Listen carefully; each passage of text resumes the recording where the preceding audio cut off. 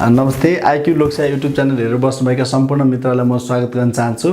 आईक्यूका विभिन्न किसिमको टपिक्सहरूको सोलुसन कसरी गर्ने मेथडहरू मैले तपाईहरुलाई सिकाइरहेको छु। मेरो यो च्यानलमा हेरेर तपाईहरुलाई के सहज भएको छ, सजिलो महसुस भएको छ भने पक्कै पनि यो च्यानललाई सब्स्क्राइब गर्नु होला। साइडमा रहेको आइकन त्यो बेल आइकनलाई पनि तपाईले क्लिक गर्नु होला। त्यो हुँदाखेरि नयाँ भिडियो आउँदाखेरि त्यसको नोटिफिकेसन तपाईसँग आउँछ र तपाईलाई मन परेमा पक्कै पनि एउटा शेयर गर्नु होला ताकि अन्य साथीहरुले नि यो भिडियोहरु हेर्ने मौका पाउन्। म आज योभन्दा अघिल्लो टपिक हामीले र्याङ्किङ अर्डरको पार्ट 1 मा पढ्यौं। पार्ट 1 मा हामीले फर्मुला प्रयोग गर्ने t = l + r - 1 फर्मुला प्रयोग गरेर कस्तो कस्तो क्वेशन गर्न सकिन्छ भन्ने किसिमका क्वेशनहरु पार्ट 1 मा पढ्यौं। अब पार्ट 2 मा हामी फरक व्यक्तिहरु 2 वा 2 भन्दा बढी व्यक्तिहरु भएको अवस्थाको क्वेशनहरु कसरी गर्ने त्यो तरिकाहरु सिक्छौं। जस्तै क्वेशन नम्बर 1 राम कुनै लाइनमा अगाडिबाट 18औं स्थानमा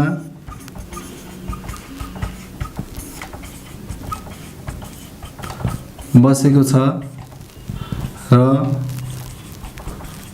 सोही लाइनमा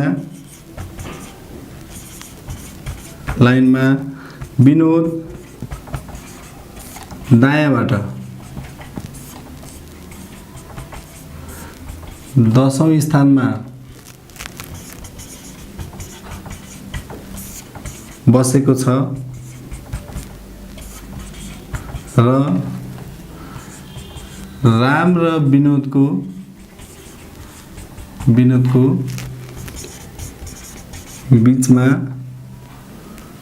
बीचमा 5 जना छन् भने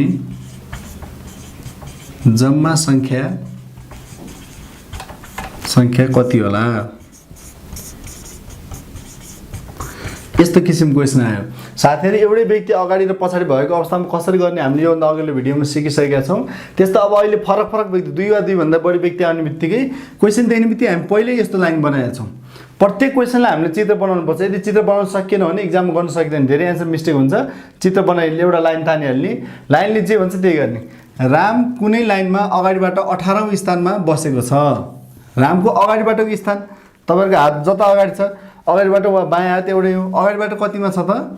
18 मा राम छ हो। राम यसरी लेख्ने रामको स्थान।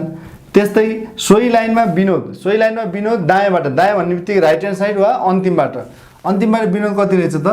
10औं स्थानमा रहेछ। 10औं स्थान। यसरी अन्तिमबाट अगाडिबाटको स्थानलाई मैले माथिबाट लेखेँ, पछाडिबाटको स्थानलाई यसरी हेरेर राखेँ। यो भयो भने चित्र सफा देखिन्छ। तपाईहरुले नि यस्तै गर्नु होला। 10औं स्थानमा बसेको छ र राम र विनोदको बीचमा 5 जना। यो 2 जनाको बीचमा कति छन् र 5 जना बसेका छन्। 5 जना चाहिँ यो 2 जनाको बीचमा 5 जना बसेका छन् भने हाम्रो यहाँ जम्मा संख्या कति होला भनेर सोध्यो। जोड दिने अब यही अगाडिबाट रामसम्म 18 जना मान्छे, 18 प्लस पछाडिबाट विनोदसम्म 10 जना मान्छे र बीचमा 5, 18 10 28 28 5 33 जना। जम्मा संख्या कति रहेछ त? 33 रहेछ। यसरी निकाल्न सकिन्छ साथी। यो कपीमा पनि साथै तपाईले गर्नु होला। म यस्तो अर्को क्वेशन लेख्छु।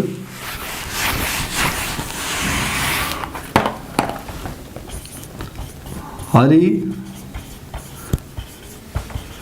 कुनै लाइनमा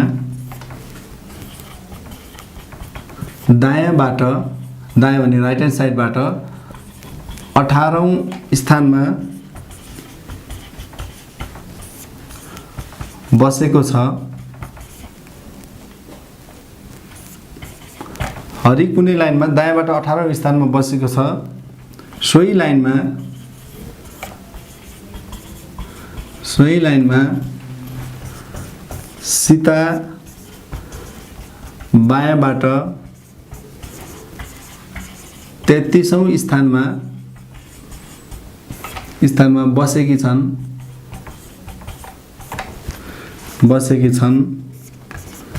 जहाँ 66 जना विद्यार्थी रहेका छन् र कमल हरि र सीताको बीचमा बसेको छ। बीचमा बसेको छ भने कमलको दायाँ बाटाको स्थान कति होला होला एक किसिमको क्वेसन छ हामीसँग। जस्तै यस्तो क्वेसन देख्ने बित्तिकै हामी पहिले एउटा लाइन बनाउँछौँ, एउटा लाइन बनाइहाल्ने, लाइन अनुसारै गर्ने। जस्तै दायाँबाट हरि कुनै लाइनमा दायाँबाट, दायाँ भन्ने राइट ह्यान्ड साइडमा कति 18 मा हरि हो। त्यस्तै सीता बायाँबाट यहाँ नजिक हेर्नु, सीता बायाँबाट 33औं स्थान, बायाँ भनेको सुरुबाट 33 मा को रहेछ त सीता। यो दुईजनाको बिचमा को बसेको छ त, दुईजनाको बिचमा कमल बसेको छ, कमल बसेको छ। र यहाँ जम्मा सङ्ख्या, यसमा टोटल सङ्ख्या कति छ त 66 जना छ हो। जम्मा 66 जना छन् भने अगाडिबाट हरि, अगाडिबाट पछाडिबाट दायाँबाट हरि 18, बायाँबाट सीता 33, बिचमा कमल र जम्मा विद्यार्थीहरू छन् त 66 जना छन् भने अब हामीलाई यो कमलको अन्तिमबाटको स्थान कति हो, अन्तिमबाट यो कमल कति स्थानमा पर्छ पत्ता लगाउनुहोस् भनेर क्वेसन दिएको छ। अन्तिमबाट यो कमलको स्थान थाहा पाउनलाई पहिला सुरुमा हामीले बिचमा कति मान्छे छन् थाहा पाउनु पर्यो। जम्मा विद्यार्थी सङ्ख्याबाट बिचमा कति हो नि त मान्छे त्यो थाहा पायो भने यो कमलको स्थान थाहा हुन्छ। जम्मा सङ्ख्याबाट अगाडितिर भएका सीतासम्म भएका 33 जना माइनस 33 घटाइदियौँ हामीले 33 जना, किन बिचमा भएको मान्छे पत्ता लगाउनलाई त अगाडिका र पछाडिका मान्छे घटाउनु पर्यो। जम्मा सङ्ख्याबाट अगाडितिर भएका यी 33 जना र पछाडिबाट भएका यी 18 जना माइनस 18 गर्दाखेरि बिचमा कति आयो त मानिसको सङ्ख्या 15 आयो हो। यसरी बिचको सङ्ख्या पत्ता लगाउनलाई अगाडितिर भएको सङ्ख्या र पछाडितिर भएको सङ्ख्यालाई घटाइदिउँ भने बिचमा कति हो त मानिसको सङ्ख्या 15 जना हो। भने 15 मा त कमल एक आफै भयो, कमल त यो 15 जना बिचमा कति हुन् त 15 जना हुन्, एक त कमल आफै छ। यो बिचमा बनाउनलाई यसलाई के गर्नु पर्यो, यता पनि 7 राख्नु पर्यो, यता पनि 7 राख्नु पर्यो। भने अब अन्तिममा क्वेसनले हामीलाई के सोध्यो, कमलको दायाँबाट, दायाँ भनेको अन्तिमबाट राइट ह्यान्ड साइडबाट कतिौं स्थानमा बसेको होला भन्यो। पछाडिबाट यहाँसम्म 18, 18 मा 7 जोड्यो भने 25, 25 र कमल एकले 26, 26औं स्थानमा बसेको रहेछ।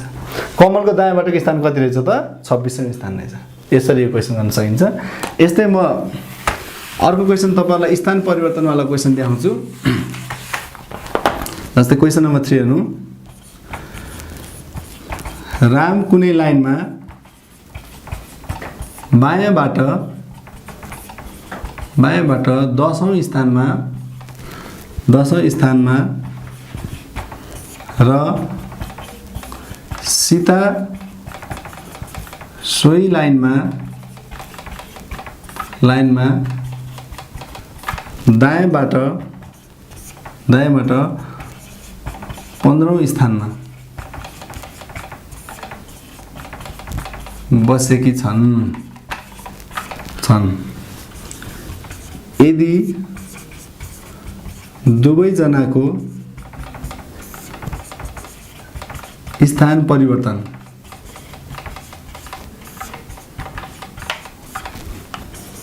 गर्ने हो भने, दुवैजनाको स्थान परिवर्तन गर्ने हो भने राम बायाँबाट 15औं स्थानमा पर्छ भने सीता दायाँबाट कतौं स्थानमा पर्दछिन् हो। यसरी क्वेसन आयो। दुईजना व्यक्ति क्वेसन दियो र दुईजना व्यक्तिहरूको स्थान परिवर्तन गरे पछिको स्थान कति हो, पोजिसन कति हो त्यो पत्ता लगाऊ भनेर क्वेसन सोध्यो। एकदमै इम्पोर्टेन्ट क्वेसन छ हो, इम्पोर्टेन्ट क्वेसन छ यो। हाम्रो र्याङ्किङ अर्डरबाट आउने क्वेसन। पहिला सुरु हामीले लाइन बनाउने, अघि जस्तै लाइन बनाउने। जस्तै राम कुनै लाइनमा बायाँबाट 10औं स्थानमा भनेको त लेफ्टबाट राम कतिऔं स्थान रहेछ त 10 मा को छ त राम छ हो। क्वेसनले भने जस्तै गर्ने र सीता सोही लाइनमा, सेम लाइनमा सीता सोही लाइनमा दायाँबाट 15औं स्थान, सीता सोही लाइनमा दायाँ भनेको राइट ह्यान्ड साइडबाट कति यहाँ रहेछ नि त, यसै दायाँबाट यो 15औं को छ त सीता छ। यति त हामीलाई क्वेसनले भनेको छ। अब क्वेसनले के भन्छ त भन्दा यो दुईजनाको स्थान परिवर्तन गर्ने हो भन्छ। यो दुईटाको स्थान परिवर्तन भन्ने बित्तिकै सीता कसको ठाउँमा आयो नि त रामको ठाउँमा, राम कसको ठाउँमा गयो त सीताको ठाउँमा गयो। दुईटाको स्थान परिवर्तन, पहिला राम बायाँबाट 10, सीता दायाँबाट 15। दुईजनाको स्थान परिवर्तन गर्ने बित्तिकै सीता रामको ठाउँमा आइन्, राम चाहिँ सीताको ठाउँमा गयो। स्थान परिवर्तन गरिसकेपछि त्यहाँ कति चेन्ज भएको छ त्यो हेर्ने। दुवैजनाको स्थान परिवर्तन गर्ने हो भने राम बायाँबाट 15औं स्थान परिवर्तन गरिसकेपछि राम यो ठाउँमा छ र यो ठाउँ भनेको बायाँबाट गर्दै जाँदा यहाँ 15 हुनु पर्यो, किन स्थान परिवर्तन गरिसकेपछि रामको स्थान कति छ त बायाँबाट 15औं स्थान। बायाँबाट यहाँसम्म 10 जना छन्, 11, 12, 13, 14, राम एकले 15। स्थान परिवर्तन गरिसकेपछि रामको बायाँबाट स्थान कति हो त 15औं स्थान भयो। यी 10 बाट 11, 12, 13, 14, 15 स्थान परिवर्तन गरिसकेपछि रामको स्थान 15औं स्थानमा पुग्यो भने स्थान परिवर्तन गरिसकेपछि सीता त यो ठाउँमा छन्। पहिला सीता यहाँ थिइन्, यहाँ आइसकिन् सीता। सीताको चाहिँ दायाँ हातबाट सीतालाई गन्ने हो भने स्थान परिवर्तन गरिसकेपछि यसको स्थान कति होला पत्ता लगाउनुहोस् भन्यो। सुरु दायाँबाट यहाँसम्म 15 हुन्, 16, 17, 18, 19, 20 20औं स्थान। स्थान परिवर्तन गरिसकेपछि सीताको दायाँबाटको स्थान के रहेछ त 20औं स्थान रहेछ। यो चित्रबाट पनि केही कुरा बुझ्यो होला साथीहरू। अब यही क्वेसनमा यस्तो लाइन नबनाइकन सिधै गर्ने तरिका पनि छ, म भन्छु तपाईँ ध्यान दिएर हेर्नु होला है। जस्तै राम बायाँबाट 10औं स्थान, सीता दायाँबाट 15औं स्थान। राम बायाँबाट 10, सीता दायाँबाट 15। दुईजनाको स्थान परिवर्तन भयो भन्यो। स्थान परिवर्तन भइसकेपछि कुनै एउटा व्यक्तिको पोजिसन चेन्ज भएको हुन्छ, दुईटैको चेन्ज हुँदैन, एउटाको चेन्ज भएको हुन्छ, त्यो बढेको हुन्छ कि सङ्ख्या चाहिँ पोजिसन बढेको देखाउँछ क्वेसनले। रामको स्थानमा सीता गइन्, सीताको स्थानमा राम आयो, तर कुनै एउटाको बढेको छ। राम बायाँबाट पहिला 10 मा थियो, स्थान परिवर्तन गरिसकेपछि 15 मा गयो। कतिले बढ्यो त राम 5 ले बढ्यो। बायाँबाट राम पहिला 10 मा थियो, स्थान परिवर्तन गरिसकेपछि बायाँबाट 15 मा गयो। रामको कतिले बढ्यो त 5 ले। हो यसरी चाहिँ हामीले स्थान परिवर्तनका क्वेसनहरू एउटाको जतिले बढ्छ अर्कोको त्यतिले बढ्ने हुन्छ। साथीहरू यो तपाईलाई यो भिडियो कस्तो लाग्यो? म यसको र्याङ्किङ अर्डरको आज हामीले यति गरी यो टाइप्समा, यसपछिको अर्को भागमा यसका हामीले एबिसी बस्ने म्याक्सिमम नम्बर मिनिमम नम्बर निकाल्न सक्ने त्यो पनि मोस्ट इम्पोर्टेन्ट क्वेसनहरू छ, त्यो म यसको पार्ट 3 मा दिन्छु। यो तपाईलाई भिडियो राम्रो लाग्यो सजिलो लाग्यो भने यसलाई सेयर गर्न चाहिँ नभुल्नु होला। धन्यवाद।